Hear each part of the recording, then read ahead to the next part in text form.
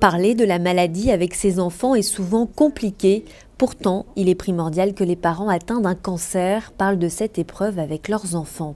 Alors, pour faciliter la communication dans la famille, l'Institut de cancérologie Lille Métropole propose des groupes de parole pour les enfants entre 4 et 12 ans.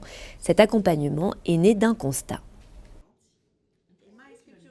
Par rapport à nos différentes expériences respectives, on s'est rendu compte que quand malheureusement les patients, les cellules familiales étaient impactées par la maladie, le cancer, il y avait une forme de sidération, personne n'était en mesure, en capacité de parler de cette maladie, qui est encore considérée comme un tabou, avec beaucoup de crainte, de peur, et des parents qui sont un peu tétanisés en se disant mais comment on peut aborder avec nos enfants cette maladie.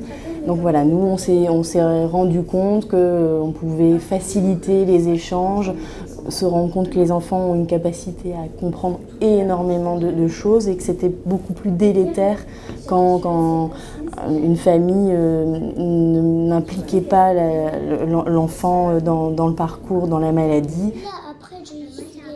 Les groupes de parole sont animés par un médecin, une psychologue et une infirmière et se déroulent en 3 temps. Ça se déroule en 3 séances. La première séance, c'est d'abord avec les parents ou les grands-parents, donc entre adultes. C'est juste avec moi. On aborde ensemble vraiment comment communiquer avec l'enfant en fonction de son âge, qu'est-ce qu'on peut aborder avec lui, qu'il ait 4 ans, 8 ans, 10 ans, avec quels mots. Nous, on leur donne aussi des ressources bibliothèques pour qu'ils puissent justement accompagner à l'aide d'un livre la communication avec l'enfant. Et puis on essaye vraiment de les rassurer sur l'importance d'inclure l'enfant dans cette histoire et l'importance de lui dire des choses vraies, d'aborder une certaine vérité avec l'enfant. La deuxième séance, c'est uniquement avec les enfants et avec médecins, infirmières et psychologues, autour d'un temps qui est en même temps ludique et en même temps thérapeutique.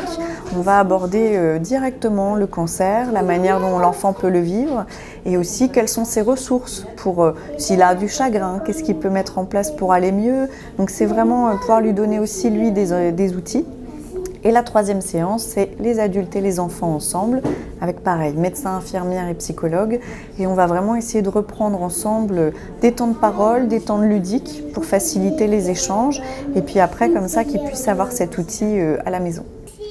Ces moments privilégiés avec ces 3 professionnels de santé dans un lieu neutre, hors du contexte familial, permet souvent de libérer la parole. Depuis leur création, ces groupes ont déjà prouvé leur impact positif. Les retours, ils sont, je dirais, très sincères, c'est-à-dire avant même, vraiment directement dans la première séance avec les enfants, nous on est toujours très surprises. Au bout de 2 minutes, les enfants ils se saisissent parfaitement de cet outil. Ils vont nous poser des questions très sincères. On sent qu'ils sont curieux. Il y a déjà 2 petites filles qui sont venues avec une liste de 20 questions pour le docteur, pour l'infirmière. Et du coup, on se rend compte qu'ils se saisissent vraiment de cet espace pour eux. Ils ont bien compris à quoi ça servait. Les groupes Paroles d'enfants accueillent également les enfants dont les grands-parents souffrent d'un cancer. La seule condition pour participer est de s'engager pour les 3 séances.